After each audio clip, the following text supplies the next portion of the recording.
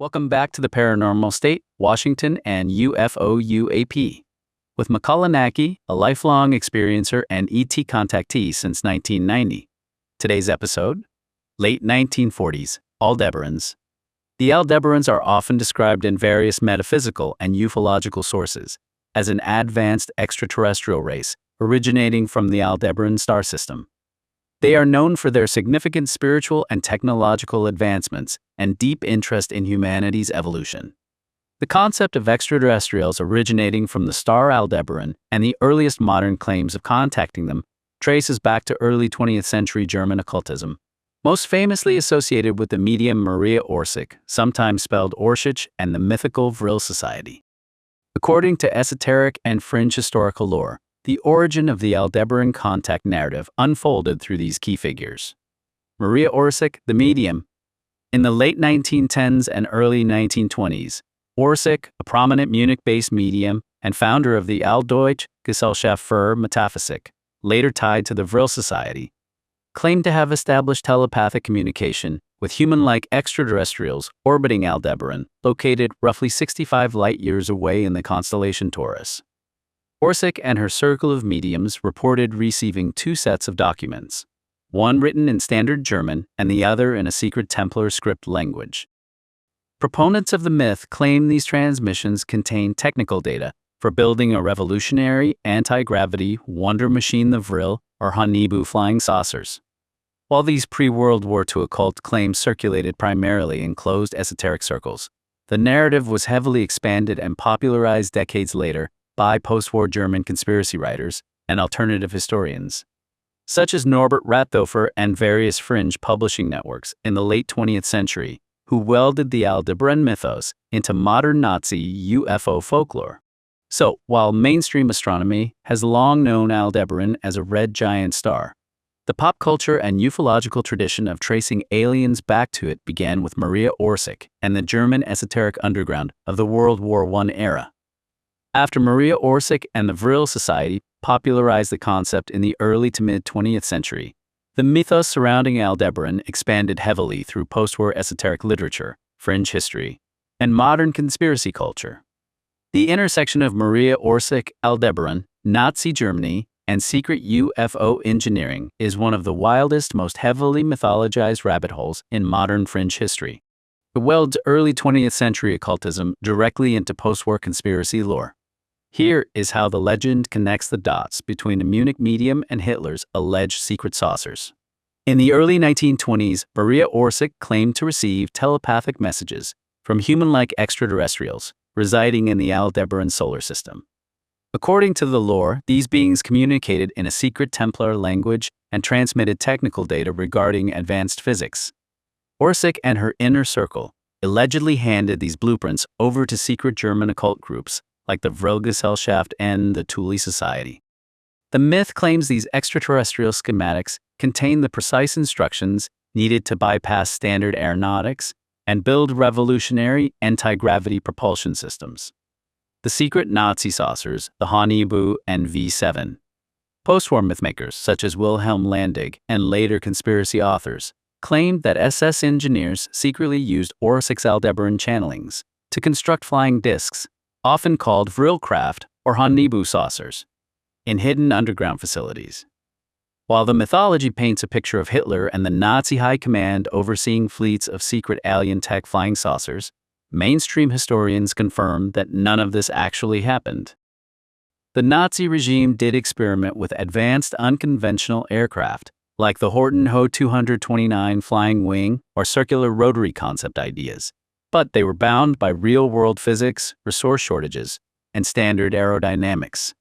The narrative linking Maria Orsic's Aldebaran aliens to Hitler's secret UFO labs is a post-war myth, born out of 1970s esoteric fiction and conspiracy literature. It transformed real historical anxieties about wartime Nazi secret weapons into an elaborate science fiction legend about extraterrestrial engineering. The entire narrative connecting Maria Orsic, Aldebaran extraterrestrials, and Hitler's secret UFO labs is a post-war myth. Serious historians and researchers specializing in the occult and the Third Reich, such as Nicholas Goodrick Clark, have thoroughly debunked these claims. The narrative is a blend of fiction, latent gate of 20th century mythmaking, and fringe pop culture rather than historical fact. The medium didn't exist historically. There are no contemporary records, official documents, or academic archives from Weimar or Nazi Germany, proving that Maria Orsic ever actually lived. Her story, and the myth of the Vril Society as a powerful Black Lodge political force, was largely fabricated or heavily embellished in post-war fringe literature, starting notably with books like The Morning of the Magicians in 1960, and popularized by Austrian writers in the 1980s and 90s. The Vril source material is 19th century fiction. The word Vril itself didn't originate from secret cosmic transmissions. It was lifted directly from The Coming Race, an 1871 science fiction novel by Edward Bulwer Lytton about a subterranean master race. The reality of Nazi technology. While the Nazi regime did fund experimental and unconventional aviation projects, such as circular concept aircraft or rocket designs, they were constrained by real-world engineering, mathematics, and extreme resource shortages. They never built, tested, or flew anti-gravity alien saucers powered by interstellar data from Aldebaran.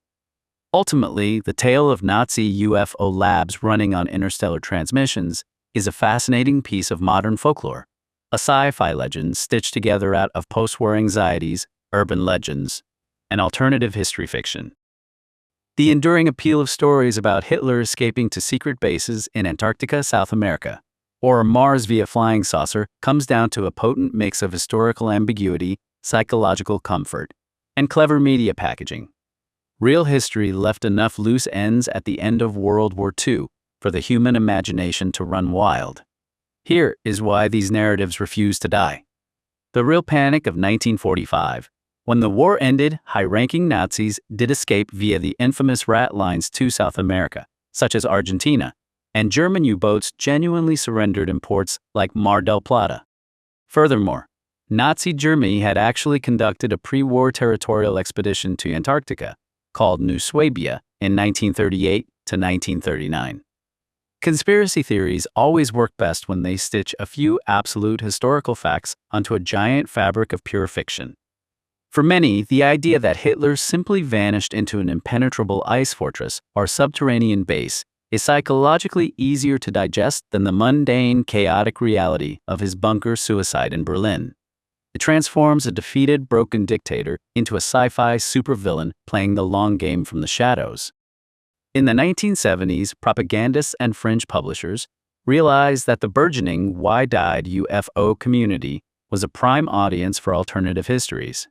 Publishers like Ernst Zundel deliberately packaged pro-Nazi propaganda and hollow earth myths inside books with flying saucers on the cover, knowing that people fascinated by mysteries would buy them. Once ideas like moon bases, Antarctic redoubts, and Martian Nazi colonies enter popular culture through pulp novels, video games like Medal of Honor, or movies like Iron Sky, they take on a life of their own. They morph from fringe political pamphlets into self-sustaining internet lore and sci-fi tropes that people enjoy exploring purely for entertainment. Ultimately, these theories survive because they offer a grand cinematic narrative where history never truly ended, just relocated to a secret base at the edge of the world. To understand how the Aldebaran mythos intersects with pre-World War II history, you have to look at the actual cultural climate of the Weimar Republic, 1918 to 1933, in Germany. While the lore claims secret societies were building alien spaceships, real historical conditions created a fertile breeding ground for bizarre alternative beliefs. Following Germany's devastating defeat in World War I, the collapse of the monarchy and hyperinflation, public trust in traditional institutions, science, and mainstream religion plummeted. Desperate for answers, the German populace turned heavily toward fringe spirituality, alternative science, theosophy, and mysticism. Hundreds of small, eccentric clubs, esoteric lodges, and self-styled philosophy groups sprouted up in cities like Berlin and Munich. Nationalist and Volkish movements mixed politics with ancient mythologies, like lost Aryan races, Atlantis, and hidden energies, like the Vril Force from Edward Bulwer Lytton's 19th century fiction. People were looking for a cosmic reason to explain why Germany had fallen and how it could rise again. The mythos of Aldebaran retroactively grafted itself onto this specific pre-war era. taking the real historical panic and spiritual hunger of 1920s Germany and turning it into a retro-futuristic sci-fi legend. If Maria Orsic's mediumship never existed, the post-war mythos linking Nazi secret societies to outer space would still have emerged. The blueprint was engineered by a network of post-war former SS ideologues, fringe authors, and alternative publishers who sought to recast the Third Reich's defeat into an ongoing, cosmic sci-fi epic. The primary architects and popularizers who picked up and carried the Aldebaran torch include Wilhelm Landig and the Landig Group, the pioneers. Following the devastation of World War II, a circle of former Austrian and German SS ideologues, led most widely by Wilhelm Landig, began assembling in Vienna to salvage, revive, and entirely reinvent their shattered worldview. Widely regarded as the godfather of post-war esoteric Nazism, Landig and his associates laid the foundational blueprints for modern alternative history mythology. The evolution and history of the Landig Group unfolded across two distinct phases. The post-war foundation, late 1940s to 1950s. The circle formally coalesced around 1950 inside Landig's Art und Design studio in the Margareten district of Vienna. Alongside core members like Erich Halleck and Rudolf Mund, Landig gathered disillusioned former National Socialists to stitch together classical esotericism, theosophy, and lost continent myths like Atlantis and Thule. Crucially, they fused these ancient concepts with the brand new, post-war global craze for flying saucers and UFOs. By the mid-negative 1950s, figures within the circle, such as Erich Halleck, were already publishing early articles on secret polar redoubts, hidden Antarctic bases, and mystical energy symbols like the Black Sun. The literary expansion, 1971 to 1991, Sad Face. Landig permanently cemented the group's mythology into pop culture history by writing a fictionalized Thule trilogy of novels, Götzengegen Thule, 1971, Wolfseed Thule, 1980, and Rebels for Thule, 1991.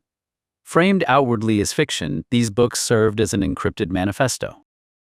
They successfully exported the group's esoteric Nazi lore to a wider, eager international audience of fringe researchers, directly inspiring decades of subsequent conspiracy authors, alternative publishers, and UFO myth makers. His work laid the foundational mythos, blending fringe science, lost continents, and secret societies while placing stellar systems, like Aldebaran, at the center of a cosmic origin story, connected to hidden Antarctic redoubts and flying saucers. Miguel Serrano, the esoteric extremist. A Chilean diplomat, Nazi sympathizer, and key figure in global esoteric fascism, Serrano took Landig's conceptual framework and pushed it to its absolute extremes. In books such as Adolf Hitler: The Ultimate Evidra, Serrano synthesized Hindu cosmology, Gnosticism, and UFO lore. He argued that divine Hyperborean races originated from stellar realms like Aldebaran, and that Hitler was a cosmic avatar, fighting a spiritual war against earthly forces. Norbert Rathofer and Ralph Edel, the manuscript promoters. Operating in the late 1980s and 1990s, these German-language alternative publishers and writers circulated influential manuscripts and videos. They detailed secret SS aerospace projects, saucer blueprints, and supposed telepathic channelings from the Aldebarans, frequently described as tall, blonde entities, mirroring the earlier Vril descriptions. Crucially, it was figures like Rathofer who helped graft Maria Orsic's specific mediumship directly into the wider post-war lore. Jan Udo Holy Jan van Helsing, the mass-market broadcaster. During the 1990s, German conspiracy author Jan Udo Holy popularized these exact themes for a massive new generation of readers through runaway bestsellers like Secret Societies and Their Power in the 20th Century. Holy synthesized post-war Nazi UFO myths, asserting that German engineers had built secret anti-gravity saucers, using telepathic data piped down from Aldebaran. Due to their heavy blending of anti-Semitic tropes and conspiracy theories, several of his books were subsequently restricted or banned in multiple European nations. English-language fringe authors, the global crossover. In later decades, the narrative successfully leaped across language barriers into global English-language ufology and alternative history. Writers like Maximilien de Lafayette published extensive encyclopedic volumes dedicated to the lore, claiming that Aldebaran extraterrestrials had interacted with humanity since deep antiquity and sparked early Earth civilizations. While mainstream astronomy classifies Aldebaran as a massive red giant star located 65 light-years away in the constellation Taurus, this network of post-war writers transformed it into a cornerstone myth of esoteric ufology, turning a brilliant stellar watcher into the mythical celestial homeworld for secret societies, lost aerospace tech, and alternative history. Aldebaran's involvement and actions. The Aldebarans are believed to have played a role in the genetic development of humans, similar to other extraterrestrial races. They are thought to have provided genetic material to enhance human intellectual and spiritual capabilities. This genetic contribution aimed to create a more evolved human species, capable of higher levels of consciousness and understanding. Aldebarans are known for imparting advanced technological knowledge and spiritual teachings to early human civilizations. They have influenced the development of various ancient cultures by sharing knowledge in fields such as astronomy, architecture, and spiritual practices. This guidance helps shape the technological and spiritual foundation of human societies. The Aldebarans are often linked to various mythological figures and deities in ancient cultures. Their influence is seen in the form of advanced spiritual and technological teachings that have left a lasting impact on human history. This cultural influence is part of their mission to elevate human consciousness and promote global harmony and peace. The primary intention of the Aldebarans is to assist humanity in achieving spiritual enlightenment and technological advancement. They aim to help humans develop a deeper understanding of their place in the universe and foster a more harmonious and peaceful global society. By providing spiritual teachings and advanced technologies, Aldebaran seeks to guide humanity toward a future where technology and spirituality are integrated and balanced. The Aldebaran's role in human history and development is characterized by their efforts to enhance human genetics, provide technological and spiritual guidance, and promote a more advanced and enlightened society. While speculative and part of broader metaphysical and ufological traditions, these narratives offer an intriguing perspective on the potential influences of extraterrestrial beings on human evolution. Long before 20th century fringe literature turned Aldebaran into an interstellar sci-fi mythos, the star held massive prestige across ancient civilizations. Because of its brilliant orange-red color and its strategic position in the night sky, ancient cultures viewed it as a vital celestial marker. The global heritage of Aldebaran in ancient astronomy and myth. Long before 20th century fringe writers claimed Aldebaran was an interstellar alien home base, ancient civilizations across the globe tracked the brilliant red star as a vital cosmic anchor. Because of its unmistakable color and prominent placement in the constellation Taurus, it served as a calendar benchmark, a seasonal sentinel, and a mythological focal point. The Watcher of Ancient Persia. In ancient Persian astronomy, around 3000 BCE, Aldebaran was designated as one of the four royal stars alongside Regulus, Antares, and Fomalhaut. Known as the Watcher of the East, it served as a celestial sentinel marking the vernal equinox and governing seasonal transitions. The Babylonian calendar anchor. To the ancient Babylonians, Aldebaran was known as Iku, translating to the leading star of stars. Between roughly 4000 and 1700 BCE, the heliacal rising of Taurus, anchored by Aldebaran, coincided precisely with the spring equinox, marking the official start of the Babylonian agricultural and calendar year. The follower in Arabic astronomy. The modern name Aldebaran is derived from the Arabic Aldebaran, meaning the follower. Ancient Arab astronomers gave it this title because the brilliant red star appears to closely chase or follow the Pleiades star cluster across the night sky. Vedic astrology, Rohini Nakshatra. In ancient Indian astronomy and astrology, Aldebaran corresponds to Rohini Nakshatra, the red one positioned directly within Taurus. Ruled by the moon, Rohini was traditionally associated with creation, fertility, material abundance, and growth. Greco-Roman mythos. The ancient Greeks associated the star with the blazing eye of the celestial bull in Taurus. They called it Lampadius, meaning torch-like, and linked the surrounding V-shaped Hyades cluster to rainy seasons and mythological rain nymphs. Long before it was recruited into modern conspiracy theories, Aldebaran was revered globally as a celestial timekeeper, a seasonal guardian, and a cornerstone of ancient calendar systems. When exploring the symbolic evolution of Aldebaran, a fascinating conceptual bridge forms between ancient astronomy, the designation of the Watcher, and modern visual symbols like the all-seeing eye and the Eye of Providence. While these concepts stem from different historical eras and traditions, human mythology has consistently linked stellar observation with cosmic vigilance. In ancient Persian astronomy, Aldebaran's title as the Watcher of the East was rooted in literal observation. As one of the four royal stars, it occupied a cardinal guard post in the heavens, tracking the passage of time, equinoxes, and seasonal shifts, as if keeping a watchful eye over the Earth's agricultural cycle. Because Aldebaran is a brilliant, burning red giant, it naturally became anthropomorphized across various cultures as an ocular symbol. In Greco-Roman myth, it was the blazing eye of the celestial bull Taurus. In Vedic tradition, as Rohini Nakshatra, it was tied to creation and the watchful, fertile gaze of the lunar deity. The leap from a physical star named the Watcher to abstract emblems like the all-seeing eye or the Eye of Providence, the eye inside a triangle, often seen on the US dollar bill, are in Renaissance Christian art, reflects a deep-seated human archetype, the concept of an omnipresent celestial overseer. While ancient astronomers mapped the Watcher stars to navigate the cosmos, later esoteric and philosophical traditions internalized that vigilance into a symbol of divine providence, cosmic consciousness, and hidden knowledge.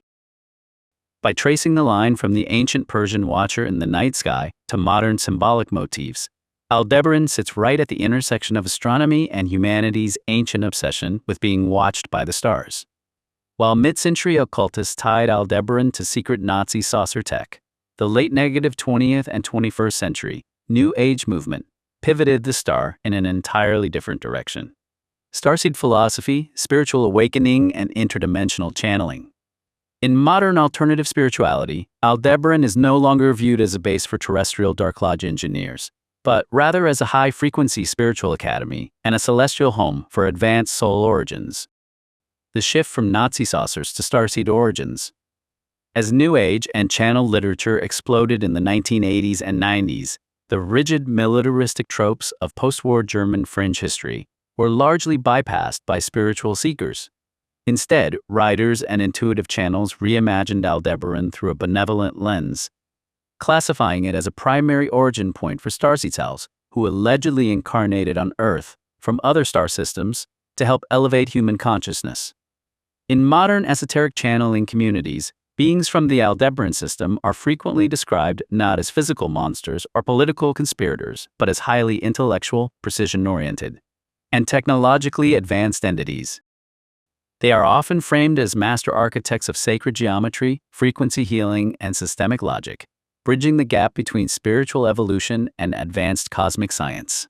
In contemporary New Age ufology, which mixes channel messages with extraterrestrial contact narratives, Aldebaran is routinely included as a prominent member of cosmic councils or alliances overseeing the spiritual evolution of the sector of the galaxy. In modern starseed and channeling narratives, Aldebaran underwent a massive PR makeover. It evolved from a dark myth of pre-war occultism into a beacon of high vibrational wisdom, appealing to modern seekers looking for cosmic identity, systemic clarity, and a deeper connection to the stars. To be continued. Watch and listen. Watch the cinematic video trailer. Listen to the full podcast now. Explore the archive Cosmic Awakening Volume 1, 1991, Peru, Journey into the Unknown. Sacred Valley of the Incas. Volume 2, Ascension 2012, The Golden Alchemy. Part 3, The First Contact and the Paranormal State. Join the journey. New episodes drop periodically. Each chapter delivers a tight, hyper-focused 10 to 30-minute exploration into the evolution of ufology, perfect for your daily plunge into decoding hidden messages from outer space, designed to raise awareness and foster human evolution. Subscribe to support your inner development. Thumbs up to help push our channel through the algorithm. Comment below. Share your thoughts on today's episode.